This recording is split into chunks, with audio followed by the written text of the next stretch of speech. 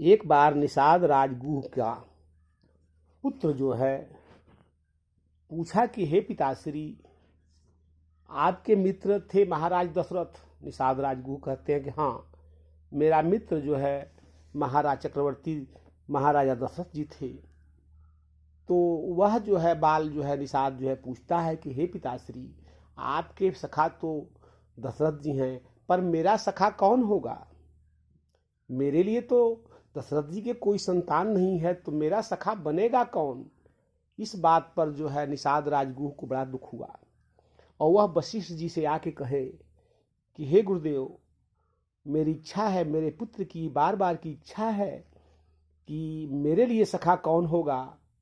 इस पर जो है मैं चक्रवर्ती जी से इस बात का मैं कह नहीं सकता हूँ। तो हे गुरुदेव, आप मेरे ऊपर कृपा करके और मेरे पुत्र के ऊपर कृपा करिए और मुझे जो है मेरे पुत्र के लिए सखा का व्यवस्था करें।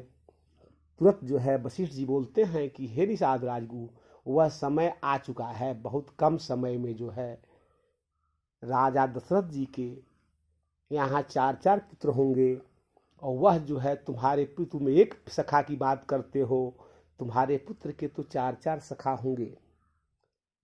और इस बात को जब सुना तो निषाद राजगुह बड़ा प्रसन्न हुआ और वह लौट गया। लेकिन कुछ समय बाद जो है दशरथ जी को चक्रवर्ती जी वशिष्ठ जी से अपने पुत्र की संतान की बात कहते हैं और यज्ञ होता है और यज्ञ में राम लक्ष्मण भरत शत्रुघ्न 4 पुत्र होते हैं। तो निषाद राजगुह जो है उसको इच्छा हुआ कि भाई मेरे सखा हैं और मैं चाहता हूं कि मैं अपने जो है बाल सखाओं के लिए कुछ जो है उपहार लेकर जाऊं। तो वह जो है निषाद राजगुह का लड़का जो है 4 पादुका और कुछ जामुन का फल की पोटली लेकर के और जो है आता है और आ करके और जो है सरजुग जी के तट पर सब रख देता है और स्नान करने लगता है। राम जी तो स्वयं ब्रह्म जो है साक्षात ब्रह्म है।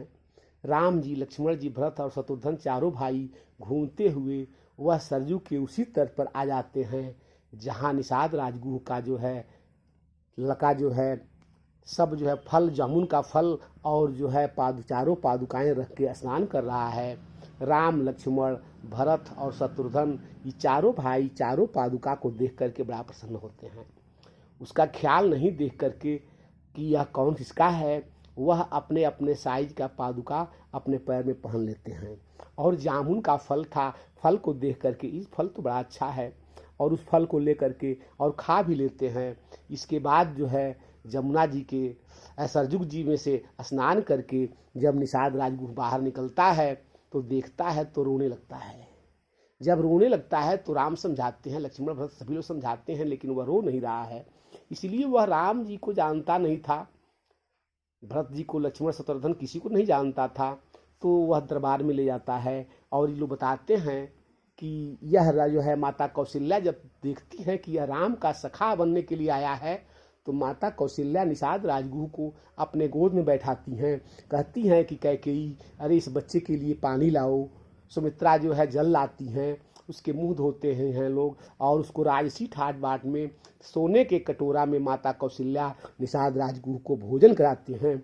और वो कहते हैं, माता कौशल्या कहती हैं कि हे पुत्र, तुम हमेशा हमारे राज्य जो है महल के अंदर तुम आते जाते रहना। इसी के वजह से राम जी जब सभी वानरों को विदाई किए, विभीषण जी का भी विदाई किए, तो वह तुरंत वहीं जो है निषाद राजगुह को यह नहीं कह सके कि तुम जो है हमारी विदाई दी जाती है।